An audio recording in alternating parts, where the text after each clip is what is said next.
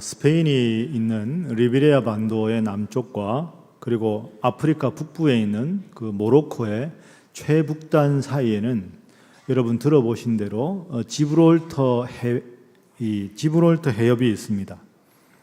육지 사이에 끼어서 동시에 두 바다를 연결하는 좁은 바다를 우리는 해협이라고 하는데 지브롤터 해협이 바로 그곳이지요. 그래서 이 지브롤터 해협은 지중해와 대서양을 연결하는 해협입니다. 그런데 과거의 14세기까지의 사람들은 지구를 둥글다고 생각을 하지 못하고 평면이라고 생각을 했습니다. 평면이다 보면 이렇게 모서리에 떨어져서 수직 강화하는 그런 곳이 있다고 믿은 곳이지요.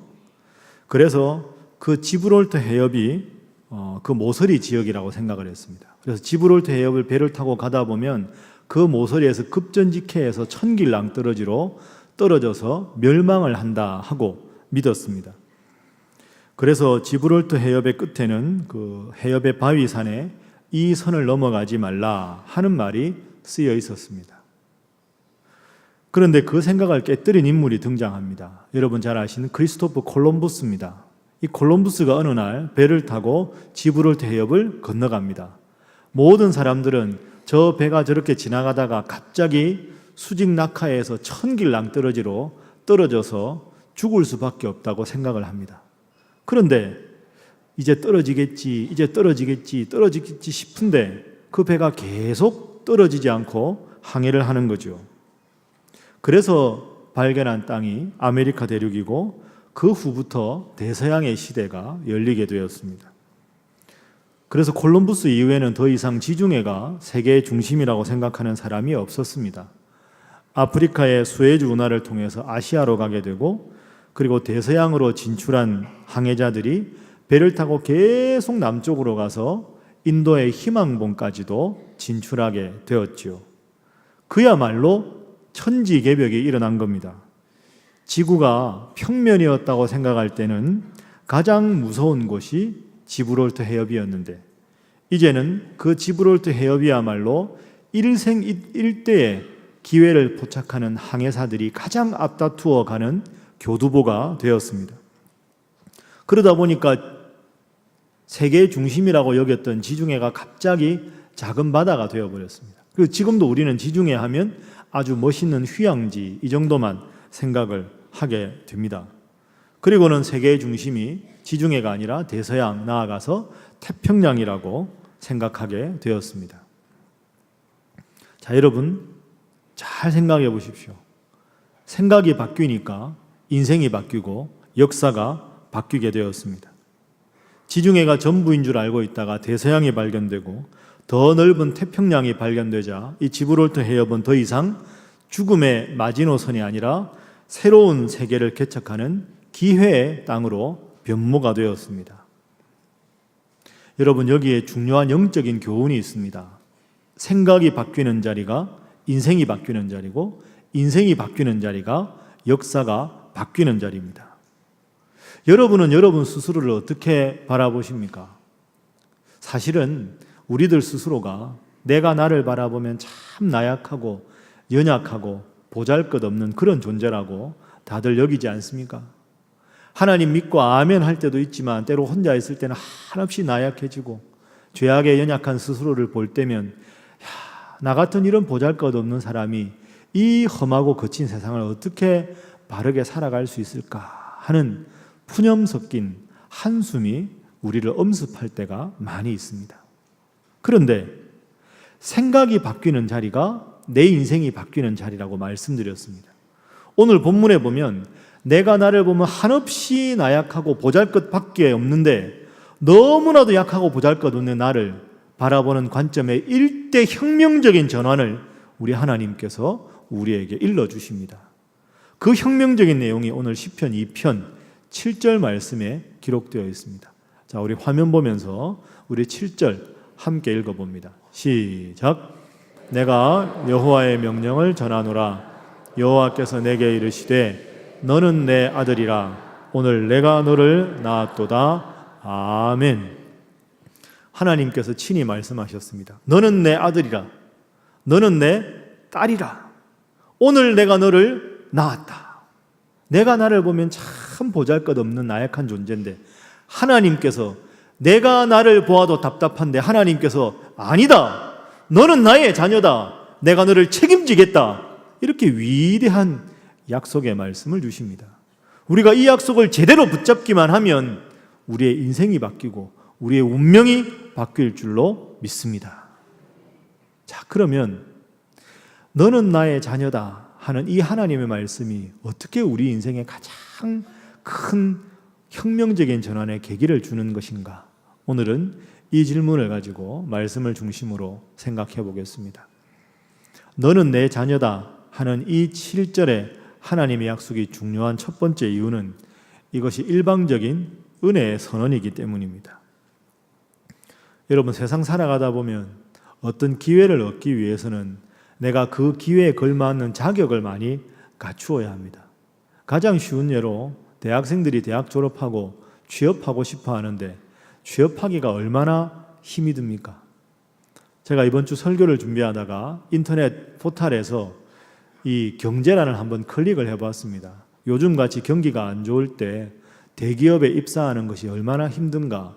그 포털 사이트의 그 헤드라인 기사가 제목이 이랬습니다.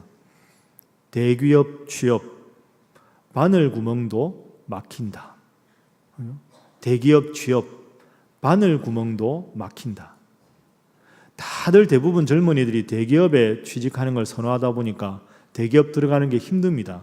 그래서 속칭 바늘구멍이라고 이야기하지요. 그런데 경기가 안 좋다 보니까 그 바늘구멍조차도 막힌다는 겁니다. 그래서 요즘에 대학생들 보면 성적도 잘 받아야지요. 해외 연수도 가야 되지요. 수많은 자격증도 따야 되지요. 면접 잘하기 위해서 면접 학원도 다니기도 합니다. 그렇게 열심히 준비해도 이렇게 기업에 입사하는 것이 어렵다. 참 젊은이들이 많이 자조 섞인 한숨을 짓고 있는 상황입니다. 그런데 오늘 본문 말씀에 보면 이 세상 만물을 창조하시고 역사를 운행하시는 하나님께서 아무런 조건 없이 아무런 자격도 갖추지 못한 우리들에게 너는 나의 딸이다, 너는 나의 아들이다, 일방적인 은혜를 선언하고 계십니다. 그리고 이 하나님의 일방적인 은혜를 보장하기 위해서 7절 앞부분에 보면 여호와의 명령이라 이렇게 시작을 합니다. 명령권자인 하나님께서 모든 천사들과 자연 만물과 다른 모든 사람들 앞에서 오늘 예배 참석한 우리 신일의 성도 한 분 한 분을 바라보면서 너는 나의 딸이다, 너는 나의 아들이다, 이렇게 친히 약속을 해주십니다. 이 일방적인 은혜의 선포는 원문을 통해서 보면 더 정확하게 알 수가 있습니다. 예를 들어서 부모와 자녀가 대화를 합니다. 자녀가 이제 외출을 하고 들어옵니다. 그러면 이제 엄마가 주로 뭐라고 합니까? 밥 먹었니? 이렇게 묻습니다. 근데 그 말에는 주어가 필요 없습니다. 엄마가 너에게 밥 먹었니? 라고 묻는다, 이런 게 필요 없죠. 그냥 얼굴 보고 밥 먹었니? 그렇게 말하는 겁니다. 구약 성경에 쓰여진 히브리어도 비슷합니다. 특별한 경우가 아니면 주어를 생략하고 문장을 서술합니다. 그런데 오늘 7절 말씀을 원문으로 보면 정확하게 주어를 의도적으로 밝히고 있습니다. 하나님이 나에게, 우리에게 너는 나의 아들이다, 너는 나의 딸이다 하고 말씀하신 것이지요. 원문을 가지고 이런 면에서 다시 정확하게 번역하면 다음과 같습니다. 자, 화면 한번 보겠습니다. 함께 한번 읽어보시죠. 시작. 바로 너야말로 내 아들이고 바로 나야말로 너를 낳은 부모다. 믿습니까? 이 하나님의 말씀입니다. 바로 너야말로, 아니 다른 사람 말고 너 말이야, 너야말로 나의 아들이다, 너야말로 나의 딸이다. 내가 누구냐? 내가 너를 낳은 너의 부모다. 이렇게 아무런 자격이 없는, 조건이 없는 우리에게 일방적인 은혜의 선언으로, 명령으로 하셨습니다. 이 얼마나 가슴 떨리는 위대한 고백입니까? 자, 우리 가슴에 손을 한번 얹어 보겠습니다. 눈을 한번 다 감아 보시지요. 자, 이제 저를 따라 한번 해보시죠. 나는 하나님의 자녀다. 다시 합니다. 하나님께서 내 인생을 책임지신다. 믿습니까? 자, 이제 손 떼시고요. 나는 하나님의 자녀다. 하나님이 내 인생을 그래서 책임지신다. 이것이 오늘 본문의 약속입니다. 그래서 우리는 이 약속을 마음속 깊이 되뇌일 때마다 가슴이 떨리고 흥분되고 하나님께서 나에게 이렇게 큰 사랑을 주시는구나 하고 감격이 있어야 합니다. 아무런 감격이 없다. 그건 우리의 신앙생활이 뭔가 잘못되고 있는 것이죠. 아무런 자격을 갖추지 못한 나를 하나님께서 자녀로 삼으셨다. 저는 이것을 비유하면 영혼의 마패라고 생각합니다. 여러분 마패 아시죠? 암행어 사는 마패가 있습니다. 제가 언젠가 설교 때 말씀드린 대로 춘향전, 우리가 잘 아는 고전 소설입니다. 춘향전에 보면 이몽룡이 과거의 급제에서 다시 남원 땅으로 돌아옵니다. 거지같이 행색이 참 초라하고 남루합니다. 그러나 이몽룡은 당당합니다. 나문골에 있는 모든 양반들이 저게 무슨 양반 행색이냐고 아무리 초라하다고 빈정거리고 꾸지람을 해도 전혀 동요하지 않습니다. 왜? 이몽룡의 허리한 춤에는 다른 양반들의 눈에 보이지 않지만 마패가 있기 때문입니다. 그 마패를 결정적인 순간에 딱 해서 보이기만 하면 산천초목이 진동하고 숨어있던 자신의 모든 부하들이 와서 암행어사 출두야를 외칩니다. 그걸 외치는 순간이 되면 모든 양반들은 자신 앞에 사시나무 떨듯이 떨 수밖에 없는 것이죠. 왜 그렇습니까? 그 마패는 내가 너의 신분을 보장한다 하는 임금의 보장의 상징이기 때문입니다. 여러분에게 마패가 있으십니까? 우리 모두에게는 영혼의 마패가 있습니다. 나는 비록 가진 것이 많지 않고 내가 나를 보아도 참 부족한 자이지만 하나님은 나를 일방적인 은혜로 하나님 자녀로 삼으셨다. 이것이 영혼의 마패입니다. 이 영혼의 마패를 지니신 분답게 겸손하게 그러나 늘 당당하게 살아가시는 여러분 모두가 되시기를 주님 이름으로 축복합니다. 옆에 분들과 인사 한번 하겠습니다. 우리는 하나님의 자녀입니다. 다시 한번 합니다. 우리에게는 영혼의 마패가 있습니다. 하겠습니다. 하나님의 자녀다 하는 하나님의 선언이 일방적인 은혜다. 그러면 이 하나님의 자녀에게 하나님 주신 약속이 있습니다. 그 약속은 너의 대적자들로부터 내가 너를 보호해 주겠다 하는 약속입니다. 부모는 자녀를 위해서 모든 것을 다 희생할 준비가 되어 있는 존재입니다. 마찬가지로 하나님께서 내가 너를 낳았다, 내가 너의 부모다 하는 말씀은 내가 그 어떤 상황에서도 너의 대적자들로부터 너를 지켜주겠다, 보호해주겠다 하는 약속입니다. 그래서 7절에 이어서 8절부터 이 약속이 계속해서 등장하고 있습니다. 8절에 보시면 구하라 그러면 너에게 주겠다 말씀하시고 9절에는 너의 대적자들을 내가 깨뜨리겠다, 12절에는 나에게 피하면 복을 주겠다 이렇게 하나님께서 약속해 주셨습니다. 그런데 여러분 표정이 왜 이러십니까? 나의 아버지가 하나님이신데 내가 하나님 자녀인데 영혼의 마패를 가졌는데 왜 표정이 답답하고 힘들고 피곤한 표정으로 저를 쳐다보실까요? 그건 이런 의미가 아니겠습니까? 목사님 말씀도 알고 성경 말씀도 아는데 이 인생 살다 보니까 때로는 정말 하나님이 나를 지키시는가? 정말 하나님이 나를 눈동자같이 아끼시는가? 그게 의심이 될 때가 있습니다. 회의가 될 때가 있습니다. 그래서 여러분 표정이 이렇게 별로 그다지 밝지 않은 것이 아닌가 이렇게 생각합니다. 사랑하는 부부가 있었습니다. 부부가 참 서로 금슬이 좋은 행복한 부부였는데 이 부인이 어느 날 이 지독한 안질이 걸렸습니다. 그래서 그 안질을 치료하기 위해서 큰 병원에 갔는데 그 수술을 하다가 그만 잘못돼서 시력을 잃어버리게 되었습니다. 사랑하던 부인이 시력을 잃었죠. 얼마나 그 남편이 마음이 안타깝겠습니까? 겨우겨우 이제 맞벌이해서 집 하나 장만하려고 열심히 노력하다 그런 일이 생겼으니 그래도 이 남편이 참 부인을 사랑하는 남편이라 먼저 맞벌이하지만 직장이 다르니까 아내의 직장에 일찍 일어나서 손 붙잡고 시력을 잃어버린 그 아내를 아내의 직장에 데려다 주고 그리고 나서 자신은 자신의 직장에 매일 출근을 합니다. 그러기를 2년을 계속합니다. 참 훌륭한 남편이지요.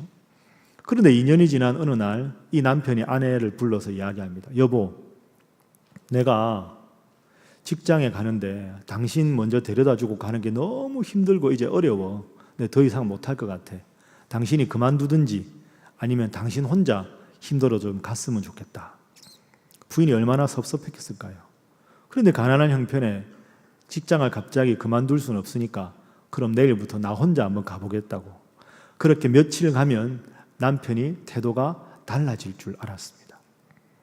그런데 남편은 그날부터 이 아내를 외면하는 겁니다. 맹인이 되고 혼자서 해보는 첫 출근, 아내는 넘어지고 다치고 정말 힘겹게 출근을 했습니다.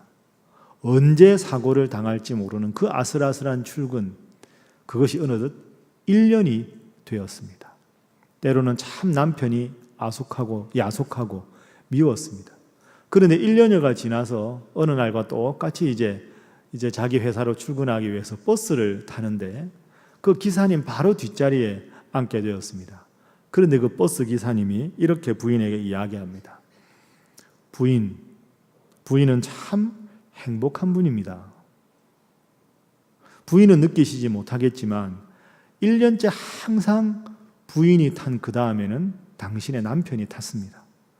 그리고 부인이 버스 앉은 그 좌석에서 몇 좌석 뒤에는 항상 사랑스러운 눈빛으로 남편이 부인을 바라보고 있었습니다. 부인이 내려서 직장 건물까지 들어가는 걸 보고는 흐뭇한 미소를 지으며 항상 손을 흔들어 주는 것이 당신의 남편이었습니다. 그런데 이제 1년여가 지나니까 이제 부인이 익숙해진 걸 알고 어제부터는 이 버스에 동승하지 않는군요.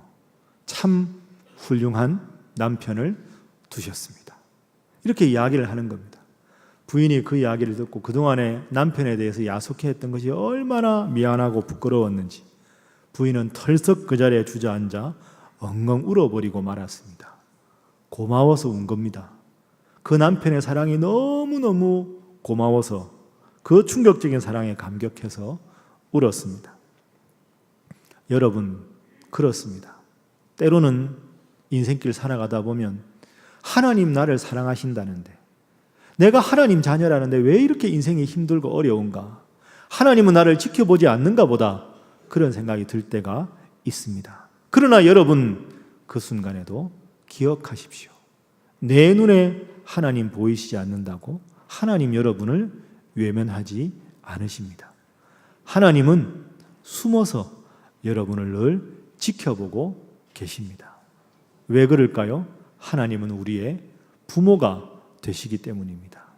그래서 부모 되신 하나님이 우리를 얼마나 사랑하시는가 이사야 49장 15절 16절에는 이렇게 우리에게 약속하고 있습니다. 자, 우리 화면 보면서 함께 이사야 말씀을 읽어봅니다. 시작. 여인이 어찌 그 젖먹는 자식을 잊겠으며 자기 태에서 난 아들을 긍휼히 여기지 않겠느냐. 그들은 혹시 잊을지라도 나는 너를 잊지 아니할 것이라.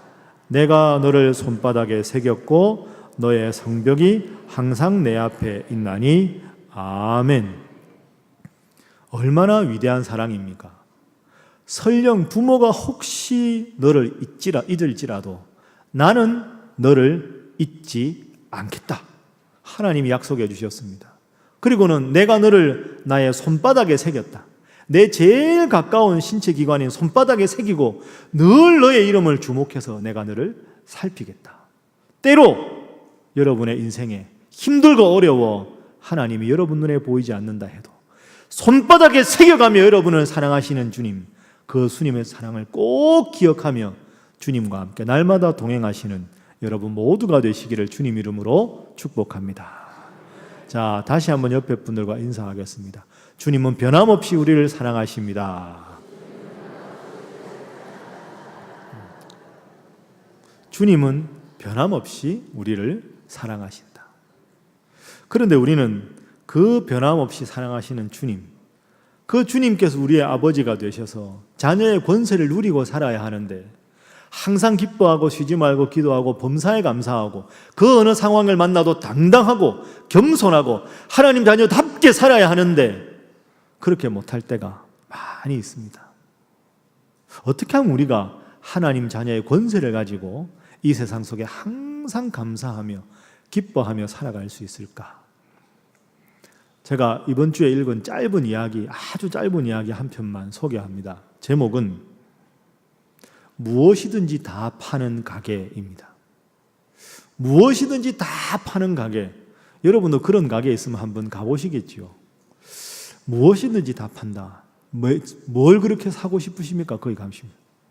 뭐든지 다 파는 가게 가서 제일 사고 싶으신 게 뭡니까? 젊음, 사랑? 다음 이야기를 들어보십시오. 무엇이든지 다 파는 가게라고 하는 이름의 가게가 있었습니다. 거기에 가면 무엇이든지 원하는 것을 다 살 수 있다고 소문난 가게였습니다. 한 사람이 찾아와서 주인에게 말했습니다. 저는 권력과 명예를 사러 왔습니다. 권력과 명예를 파십시오. 돈은 얼마든지 다 드리겠습니다. 그런데 그 권력과 명예가 있습니까? 주인이 빙그레 웃으며 대답합니다. 있습니다. 드리지요. 얼마든지 드리지요. 그런데 우리 가게에서는 구하는 것을 그대로 드리지 않고 다만 씨앗으로만 드립니다. 그 씨앗을 가져다가 정성껏 가꾸십시오. 그러면 당신이 원하는 그 권력과 명예를 얻게 될 것입니다. 저는 이 짧은 이야기가 주는 교훈이 아주 크다고 생각합니다. 뭐든지 다 구할 수 있지만 씨앗으로만 드립니다. 왜 우리가 하나님 자녀인데 하나님 자녀답게 이 세상에서 당당하게 하나님만 바라보며 살아가지 못하는 것일까요? 똑같습니다. 하나님은 하나님의 자녀의 권세를 우리에게 씨앗으로 주셨기 때문입니다. 씨앗은 생명이 있습니다. 그러나 씨앗 자체가 열매는 아닙니다. 씨앗을 잘 키워서 그 씨앗이 잘 자라서 큰 나무가 되고 열매가 되었을 때 그 열매를 우리가 취할 수가 있는 거죠. 그래서 우리가 하나님 자녀라고 하는 이 권세, 이 씨앗을 받았다면 기도라는 물을 주어야 하고 찬송이라는 영양분을 주어야 하고 때로는 여러 잡초가 무성해질 때 우리의 마음 가운데 하나님을 향한 불신과 의심의 잡초들이 생겨나갈 때 그걸 믿음으로 다 걷어냈을 때 우리 하나님의 자녀의 권세라는 씨앗이 좋은 열매로 맺어질 수가 있는 것입니다. 이 하나님의 씨앗, 하나님의 권세라는 약속 우리 모두 받았습니다. 이 약속의 씨앗을 잘 키우셔서 하나님 자녀답게 하나님의 자녀의 권세를 누리고 살아가시는 여러분 모두가 될 수 있기를 바랍니다. 그래서 여러분 우리가 아까 광고 말씀드린 대로 10월 22일 날 새생명 초청잔치 합니다. 여러분 부담 펑펑 느끼시라고 요 앞에 플랜카드로 딱 썼습니다. 153 새생명 초청잔치. 부담스러우시죠? 그런데 여러분 전도가 뭘까요? 전도를 쉽게 말하면 내가 하나님 자녀라는 권세의 씨앗을 받았는데 그걸 잘 키워서 야 하나님 믿는 게 이렇게 좋은 일이구나, 하나님 믿는 것이 이렇게 행복한 일이구나 하는 그 열매를 우리의 삶 속에 느끼고 그 열매를 나만 취하는 것이 너무 아까워서 너무 안타까워서 내 사랑하는 사람들에게 이 권세의 열매를 함께 나누고 함께 즐기자고 초청하는 것, 그게 바로 전도입니다. 그러니까 여러분 새생명 초청잔치라고 해서 너무 전도에 대해서 부담 가지실 필요 없습니다. 여러분 누구를 전도하는지 명단을 다 써서 저기 로비에 하나하나 교구별로 다 붙여가지고 모두가 보게 안 합니다. 그런 거 안 할 테니까 걱정하지 마시고요. 정말로 내가 하나님 믿어 이렇게 좋은데 이 기쁨을 정말 누군가에게 나누고 싶은 분, 그분을 초청하면 되는 거죠. 그분들은 친척일 수도 있고요, 회사 동료일 수도 있고 이웃일 수도 있겠지요. 아니면 자녀일 수도 있습니다. 하나님 잘 믿었는데 이제는 어느덧 하나님 믿은 것이 한참 전에 일이 되어서 이제는 가족끼리 서로 만나도 하나님 앞에 서로 기도하자는 말조차 꺼내기가 부담스러운 가족이 있다면 그 가족을 위해서 간절히 기도하고 하나님 앞에 초청하는 것, 그것도 훌륭한 전도가 될 수가 있습니다. 제가 미국에 있을 때 경험한 이야기 하나 들려드리겠습니다. 제가 참 존경하는 목사님, 그 교회에서 실제로 있었다고 제게 들려주신 이야기입니다. 그 목사님 담임하시는 교회에 출석한 지 얼마 안 되는 연세가 좀 드신 노신사이신 성도님이 한 분 계셨습니다. 사회적인 지위도 상당히 높으시고 그 이민사회에서는 꽤나 명망이 있는 아주 존경받는 그런 분이었습니다. 그런데 그분이 교회 새로 등록해서 믿음 생활을 잘해서 초신자 과정을 마치고 열심히 신앙생활을 했습니다. 그러던 가운데 갑자기 이분이 병원에 입원하게 되었습니다. 그 병원에 신방을 하러 가려고 어떤 병인지 알아보니까 암 말기였다고 합니다. 그런데 믿음 생활 다시 시작해서 믿음 생활의 뿌리를 잘 내리고 믿음 생활이 얼마나 좋은 것인지 알아가던 초신자가 말기 암 환자가 되었으니 이 얼마나 기가 막힌 일입니까? 목사님께서 가서 말씀을 전할 때 혹시나 시험 들까봐, 왜 내가 하나님 믿기 시작했는데 이렇게 큰 아픔이 있습니까? 라고 할까봐 하나님 기도 많이 하고 이 목사님께서 신방을 가셨답니다. 그런데 신방을 의외로 잘 받으시고 목사님 와서 기도해 주시고 말씀 전해 주셔서 큰 힘이 됩니다. 감사합니다. 그렇게 참 감사하면서 자신의 이야기를 좀 하겠다고 그분 이야기를 하는 겁니다. 그분이 이렇게 말씀하셨습니다. 목사님, 제가 사실은 목사의 아들입니다. 목사님이 깜짝 놀랐습니다. 목사의 아들이 60세가 넘을 때까지 하나님을 제대로 믿지 않은 것이었죠. 그러면서 자기 이야기를, 은밀한 이야기를 하는 겁니다. 목사님, 저희 아버지는 아주 작은 개척교회 목사님이셨습니다. 너무너무 경제적으로 힘들고 어려웠습니다. 개척을 해서 그 교회가 자립할 때쯤 되면 이제 좀 생활이 안정될 만하면 그걸 후배 목사님에게 그 교회를 양도하고 또 어려운 곳에 가서 개척을 하고 또 어려운 곳에 개척을 하고 그래서 평생 힘들고 어려운 개척교회만 하셨습니다. 저는 그런 아버지가 너무너무 미웠습니다. 왜 우리는 하나님을 믿고 저렇게 아빠가 열심히 목회하시는데 이렇게 어렵고 힘들게만 살아야 되는가? 하나님이 원망스럽고 아빠가 원망스러웠습니다. 그래서 아빠에게 막 화를 내면 아빠는 한결같이 늘 이렇게 우리 자녀들에게 말씀하셨습니다. 우리가 예수님을 붙잡으면 다 붙잡는 것이고 우리가 예수님을 놓치면 다 놓치는 것이다. 저는 어릴 적에 그 말을 듣는 것이 너무나도 싫었습니다. 아버지가 너무 미웠습니다. 그래서 결국 결심을 하고 그 집에서 뛰쳐나왔습니다. 그래서 이 분이 가출을 한 거죠. 그리고 열심히 공부를 하고 고학을 한 겁니다. 그래서 당시에 우리나라에서 외무고시에 합격을 하고 세계를 다니면서 훌륭한 외교관이 되었습니다. 그리고 인생 말년에는 이제 미국에 정착을 하게 되신 거죠. 아버지는 나를 너무나도 가난하게 키웠지만 나는 결코 우리 아이들을 가난하게 키우지 않으리라 결심을 하고는 가장 좋은 교재로, 가장 좋은 과외 선생님의, 가장 좋은 집에서 가장 좋은 신상품들을 아이들에게 늘 주었습니다. 그래서 세 자녀가 있었는데 다 명문대학에 진학하고 그 60대가 된 이 노신사가 되었을 때 그 세 자녀는 미국의 유수한 대학에 셋 다 교수가 되었습니다. 이민사회에서 가장 성공한 집안이라고 모두가 존경받는 그런 훌륭한 가문을 이루었습니다. 그런데 이분이 그만 덜컥 말기암에 걸려서 이제 죽음을 목전에 두고 목사님을 만난 것이지요. 목사님, 저는 이제 철들어서 하나님 믿어서 죽으면 저 영원한 천국에 갈 수 있는 믿음의 소망이 생겼습니다. 늦게라도 그 소망을 갖게 해주셔서 하나님 앞에 참 감사합니다. 그런데 목사님, 제 마음에 너무너무 지금도 생각하면 눈물 나는 가슴 아픈 사람들이 있습니다. 바로 제 사랑하는 세 자녀들입니다. 명문대학의 교수를 하고 있습니다. 제가 죽음을 앞두고 그 세 자녀에게 전화를 했습니다. 그리고는 이렇게 말했습니다. 얘들아, 너희 할아버지가 나에게 늘 이야기해 준 게 있다. 예수님을 얻으면 모든 것을 얻은 것이고 예수님을 잃으면 모든 것을 잃은 것이다.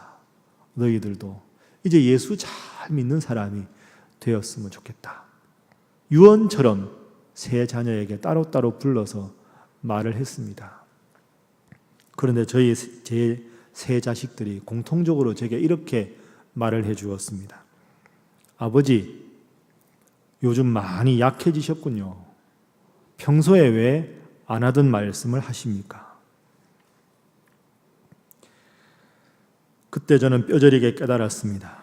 가난한 삶 속에서도 제 아버님은 제게 모든 것을 다 주셨는데 저는 제 자식들에게 아무것도 해준 것이 없다는 것을 깨닫게 된 것입니다.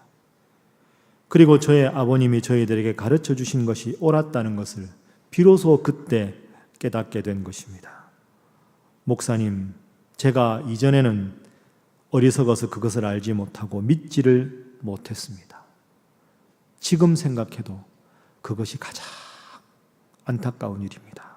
하고는 그분이 목사님 앞에 펑펑 우셨다는 거죠. 여러분, 153 새생명 초청잔치 너무 부담 갖지 마십시오. 여러분에게 혹시 이런 분 없습니까? 어릴 적 같이 손잡고 함께 하나님 믿다가 지금은 하나님 버리고 세상에 좋아서 간 누군가가 있을 것 아닙니까?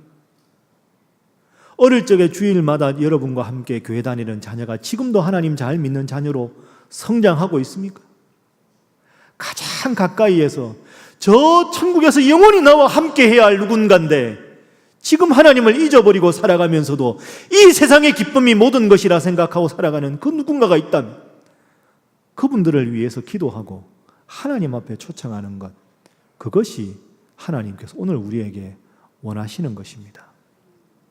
제가 여러분에게 자주 강조하는 영어 표현 한 가지 읽어드리고 말씀 마치겠습니다. 자, 우리 화면 한번 보시죠. 여러분 기억나십니까? 위에 것, 그죠? 오 아닙니까? 그죠? 아무것도 없어도 플러스 갓, 하나님만 있으면 굿, 인생은 행복한 것입니다. 반대로 굿, 인생이 아무리 풍족하고 부유해도 거기에 마이너스 갓, 하나님이 없으면 그것은 아무것도 없는 것입니다. 사랑하는 여러분, 하나님은 여러분에게 나의 아들이다, 딸이다 부르시고 저 영원한 천국을 약속해 주셨습니다. 그 자녀의 권세를 여러분만 가지실 것이 아니라 여러분의 사랑하는 사람들을 위해서 함께 초청해서 자녀의 권세를 함께 누릴 수 있는, 그리고 하나님께 기쁨을 드릴 수 있는 여러분 모두가 되시기를 주님 이름으로 축복합니다. 옆에 분들과 인사 한번 하겠습니다. 열심히 전도하시기 바랍니다. 한 번 더 하겠습니다. 말씀만 하지 마시기 바랍니다. 하겠습니다. 여러분, 말씀만 하지 마시기 바랍니다 했으니까 지금부터 말씀만 하지 마시고 새생명 작정서를 꺼내보도록 하겠습니다. 여러분, 주보에 다 끼워져 있습니다. 모르는 척 저를 보지 마시고 그 앞에 보면 153 볼펜이 있습니다. 자, 그 볼펜 드시고 한 분도 좋고 두 분도 좋으니까 내가 이번에 누구를 초청할 것인가 잠시 시간을 드릴 테니까요. 양쪽에 다 쓰시고 보관용은 여러분 가지시고 오른쪽에 푸른 제출용은 여러분 절취하셔서 이따 헌금함에 내시면 되겠습니다. 자, 지금부터 작성하겠습니다.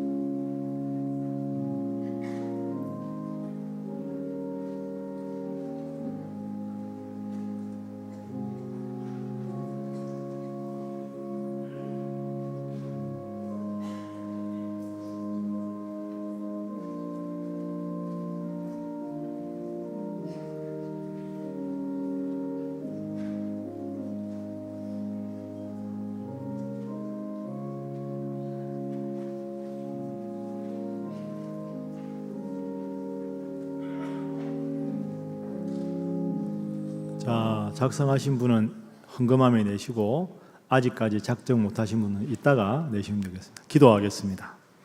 사랑의 하나님, 우리로 하여금 너는 내 아들이라, 너는 내 딸이라 이렇게 은혜를 선포해 주시니 감사합니다. 이 위대한 약속, 이 황홀한 선포를 가슴속에 품고 늘 감사하며 그 감격으로 살아가게 하여 주옵소서. 주님, 또한 저희로 하여금 이 위대한 하나님의 약속을 함께 나눌 전도 대상자를 이제 작정합니다. 전도를 남의 일로만 여기지 않게 하시고 아직도 천국의 기쁨과 하나님 자녀됨의 기쁨을 모르는 자들에게 복음을 전할 수 있는 용기를 허락하여 주옵소서. 행함이 있는 믿음을 갖게 하여 주옵소서. 예수님의 이름으로 기도하옵나이다. 아멘.